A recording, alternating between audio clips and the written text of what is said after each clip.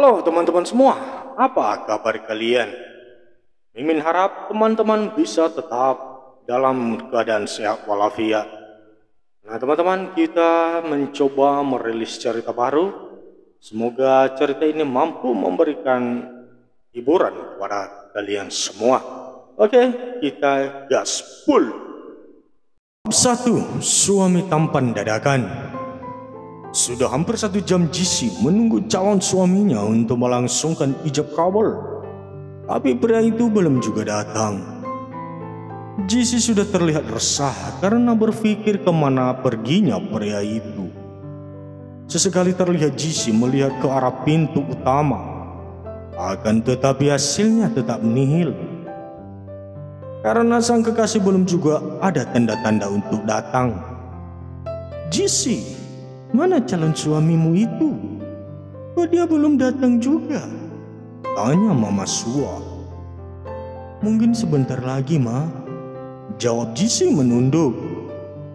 Sebentarnya? Itu sampai kapan coba? Sampai karatan? Yang beneran saja. Ini sudah hampir lebih 1 jam loh. Kita menunggunya. Ketus hari ini kakak nomor 1, Jisi. Top, top, top. Terdengar langkah seseorang berlari masuk ke dalam. Terlihat Arya, adik bungsu Jisia, yang sedang mengatur nafas. Ada apa denganmu, Arya? Tanya Mama Sua. Arya melihat ke arah kakaknya. Kak Jisia, kata keluarga Kak Malvin. Kak Malvinnya pergi ke luar negeri pukul 9 malam tadi. Kak, ucap Arya membuat semua orang dibuat syok. Bagaimana bisa?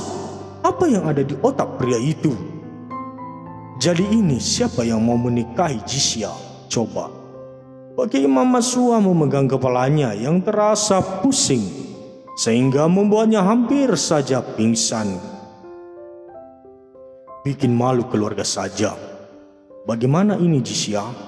Timpal hari ini melihat Jisia seolah semua orang mulai menyalahkan gadis itu yang sedang duduk manis membeku mendengar calon suaminya malah kabur ke luar negeri saat detik-detik pernikahan akan dilangsungkan. Bulir bening mulai berjatuhan dari kedua mata wanita cantik itu. Jisia, bagaimana ini? Kalau sampai kau tidak jadi menikah hari ini, semua keluarga kita akan dipermalukan. Jisia, ucap Papa Damar mulai marah karena ulah Daniel. Jisia juga tidak tahu, Pak. Lirihnya terisak. Saat semua orang sedang pusing memikirkan malu yang akan mereka tanggung jika sampai Jisia tidak jadi menikah, tiba-tiba seseorang pengusaha menawarkan diri untuk menikahi Jisia. Bagaimana kalau saya saja yang menggantikan posisi calon suami Jisia, Paman? Kata pria itu tersenyum penuh arti. Pria itu juga salah satu tamu undangan. Gampang bukan? Senang-senang dapat seorang wanita cantik tanpa modal pula. Siapa yang tidak mau coba? Batin Rian. Kalau begitu, mari kita langsungkan saja acara nikahnya yang sudah tertunda. Kata Papa Damar dengan senang hati langsung menerima pria itu, karena tahu jika pria yang menawarkan diri itu adalah seorang laki-laki yang kaya. Jisia menggeleng keras. Tidak, Jisia tidak mau menikah dengannya, Pak. Jisia tidak mengenalinya. Kata Jisia menolak langsung. Kurang ajar wanita ini. Cih. Batin Rian geram karena wanita itu menolaknya mentah-mentah. Sebenarnya Jisia tahu siapa pria itu. Karena sudah beberapa kali Jisia tidak sengaja bertemu dengan laki-laki itu yang sering didampingi oleh wanita-wanita muda dan seksi. Tentu saja dia tidak ingin menikah dengan pria seperti itu. Jangan bercanda kamu, Jisia. Bukannya bersyukur ada yang mau tawarin untuk dinikahi, tapi malah ditolak lagi. Hari ini sangat marah dan berpikir adiknya itu sangatlah bodoh. tetap menggiling keras meski dia mendapat tatapan tajam dari keluarganya yang hadir. Jisya tetap tidak mau, Pak, kata wanita itu sembari berdiri dan menggiling keras. Jisya, bentak Papa Damar. Biarkan saja dia, Pak. Suruh saja dia mencari siapa yang mau menikahinya. Yang penting hari ini dia harus menikah. Ucap Mama Sua tiba-tiba berubah, padahal sebelumnya dia sangat menyayangi putri nomor 3-nya itu. Benar kata Mama, dia itu terlalu keras kepala. Sekarang juga kamu cari sendiri yang mana saja laki-laki yang mau menikahimu. Terserah, kami tidak peduli. Hari ini benar-benar tak bisa mengontrol diri melihat adiknya. Jisya menunduk dan berjalan keluar dari rumah itu, menghampiri seorang satpam yang menjaga di kompleks elit yang ditempati oleh keluarga Damar. Apa yang sedang dilakukan oleh wanita itu? Bisik-bisik terdengar dari beberapa tamu undangan. Jisya semakin dekat menghampiri seorang satpam muda. Maukah kau menikah denganku untuk menutup aib keluargaku? Kata Jisya dengan pandangan memohon pada seorang satpam yang tampak datar dengan kacamata putih selalu pria itu pakai beserta sebuah topi berwarna hitam di kepalanya. Penampilan sehari-hari pria itu. Pria itu tak langsung menjawab dan hanya memilih diam. Tolong aku tidak mau menikah dengan laki-laki yang berada di dalam sana itu. Jisya benar-benar memohon pada satpam tersebut. Wajah datar pria itu perlahan mengangguk menyetujui permintaan Jisya karena kasihan melihat tatapan matanya. Terima kasih, kata Jisya membawa pria itu ke hadapan semua orang. Aku akan menikah dengannya, kata Jisya membuat semua orang syok, yang membuat Mama Sua hampir terjatuh saat melihat pilihan putrinya hanyalah seorang satpam yang jauh lebih berlipat-lipat kali ganda pria yang pertama ingin menikahinya. Bab 2. Jangan bercanda kamu, Jisya. Apa kamu sadar kau ingin menikah dengan siapa? Lihatlah laki-laki itu. Dia hanya seorang satpam yang rendah dan berada di bawah kita. Lebih baik kau tidak usah menikah jika yang ingin kau jadikan suami hanya laki-laki rendahan seperti dia. Bentak Damar tak terima jika putrinya ingin menikah dengan seorang laki-laki yang hanya berstatus satpam. Kalau kata Papa tidak usah menikah, baiklah, aku tidak akan melangsungkan pernikahan untuk hari ini.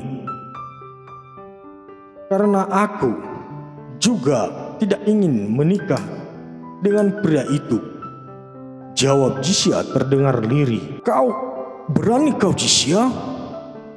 Damar mengangkat tangan ingin menampar putrinya. Jisya langsung menutup kedua netranya ketika tangan sang papa terangkat yang sebentar lagi akan mendarat di pipinya. Sebuah tangan kokoh menahan tangan Damar yang sedikit lagi mendarat di pipi putrinya. Damar melihat pria yang berani menahan tangannya itu dengan mata menyala marah. Tidak baik memukuli seorang wanita, apalagi Anda adalah orang tua dari gadis ini. Terdengar suara bariton dari satpam yang jarang sekali berbicara itu dengan wajah datarnya menatap Damar. Damar menarik tangannya seolah jijik dengan bekas sentuhan satpam di hadapannya sembari mengusap-usap tangan itu di bajunya. Dia menatap pemuda di depannya dan berdecih. Nikahkan anak durhaka ini dengan satpam miskin dan tidak tahu diri itu, ucap Damar dengan angkuhnya. Aku tidak setuju, Mas. Yang benar saja, dia itu laki-laki miskin dan hanya seorang satpam. Jika dia sampai menikah dengan putri kita, lalu nanti mau dikasih makan apa putri kita, Mas? Tolak Mama Sua tak terima dengan keputusan sang suami. Biarkan saja anak durhaka itu merasakan bagaimana hidup dengan laki-laki miskin yang sudah seperti satpam itu, kata Damar membuang muka dari pria satpam tersebut. Putri menikah dan kawinnya Jisya Nadia binti Damar dengan mas kawin 200.000 rupiah dibayar tunai. Suara bariton pria itu bergema mengucapkan ijab kabul untuk menikahi seorang wanita permintaan sendiri dari pemilik badan. Bagaimana para saksi? Sah? Sah. Setelah itu keduanya saling berhadapan. Karena pria bernama Arga itu memang tidak punya persiapan pernikahan. Akhirnya pria itu tidak memberikan apapun pada wanita yang baru saja menjadi istrinya itu. Layaknya pernikahan yang biasa bertukar cincin.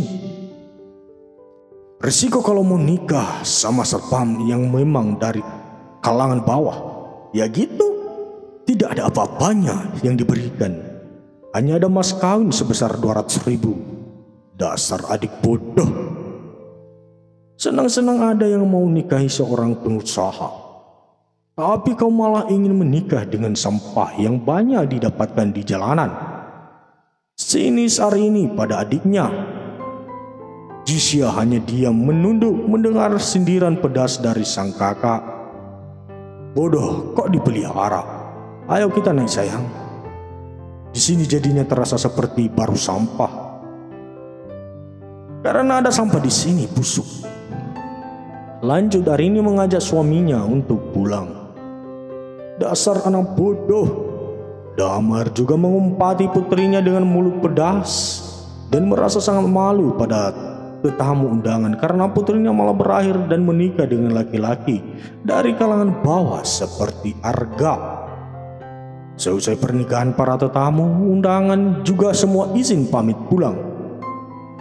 Arga juga ternyata pulang ke rumahnya tanpa mengeluarkan sepatah kata pun pada istrinya dan juga semua keluarga istrinya yang sangat angkuh dan menghinanya habis-habisan di upacara pernikahan tadi. Malam hari pun telah tiba. Tok tok tok, terdengar suara getukan dari luar pintu rumah Arga. Pria itu melangkah membuka pintu dan melihat siapa yang berada di depan pintu rumahnya. Apa yang kau lakukan di sini? Tanya pria itu pada gadis di depannya dengan ekspresi biasa atau datar. Jisya meremas di jemari tangannya dan berusaha membuang rasa malunya. Kau tidak ingin mengajakku untuk masuk ke dalam? Jisya menahan rasa malunya dan menunduk dari tatapan datar pria yang menatapnya itu.